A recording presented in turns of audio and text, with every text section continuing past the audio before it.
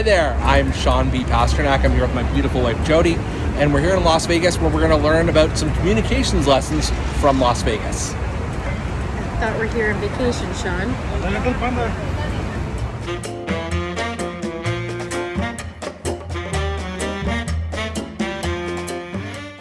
The first thing you notice whenever you go to Las Vegas is just how larger than life everything is. Every attraction is created to be as big as possible. Gondola rides inside of the Venetian, a replica Eiffel Tower at Paris, a seemingly active volcano outside of the Mirage, a massive above-ground light show that ties together the entire downtown core.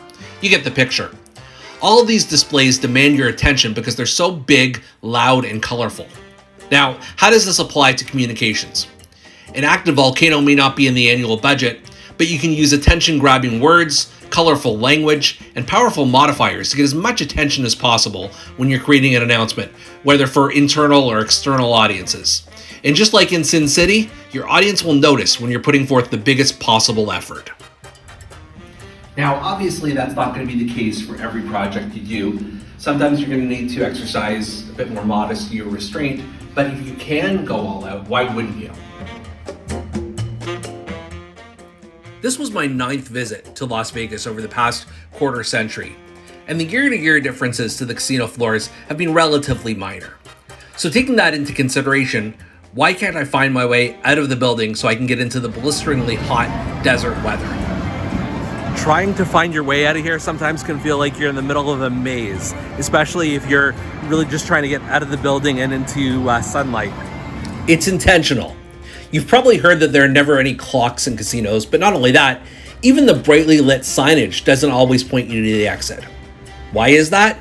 Because they want you to partake in everything else available to you at their facilities, including restaurants, food courts, shopping malls, souvenir stores, and hey, I could have sworn I saw that machine a minute ago.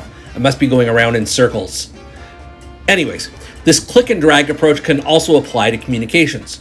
When you're making some sort of announcement, why not explain how it ties back to your company's mission or strategy? Are there any related documents you can send people to? Perhaps you can ask for instant feedback while they're reading your communications. You already have your audience there on the casino floor. Why not try to keep them? While gambling is far and away the biggest pastime in Sin City, there are many different sides of Las Vegas. Some come there to swim and lounge in oversized pools. Some come to ride roller coasters. Some come to be pampered by the world-class spas. Some come to see a variety of concerts and shows.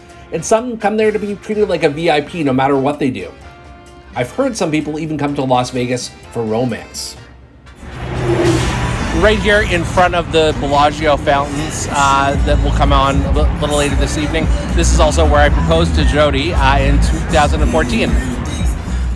Did I add in that last part just to score brownie points as a husband? Well, yes. But there is a communication lesson in all this. No matter who you're speaking to, whether it be your employees, customers, investors, or even the media, you need to be able to review each communication through that lens and figure out how they may interpret this communication and what information they may specifically need.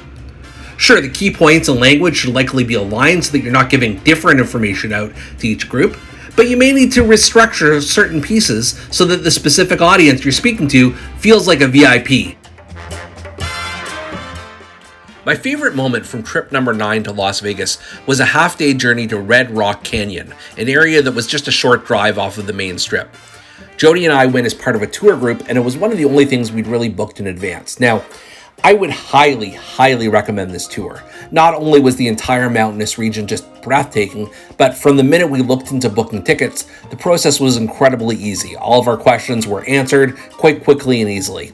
On top of that, our tour guide, Steven, was amazing. This went beyond just a knowledge of the region and what we'd see that day. He had done meticulous preparation, anticipating any number of questions that tourists may have had about Las Vegas in general. How does this apply to communications? Being able to anticipate what questions you may receive and answering them proactively can go a long way in enhancing the user experience, just as it did for Jody and I at Red Rock. Now, you may not be able to answer every question right away, depending on the sensitivities or other intangibles, but you can at least offer to provide a link, a phone number, or an email where people can ask all their questions and feel as though they've properly been communicated to.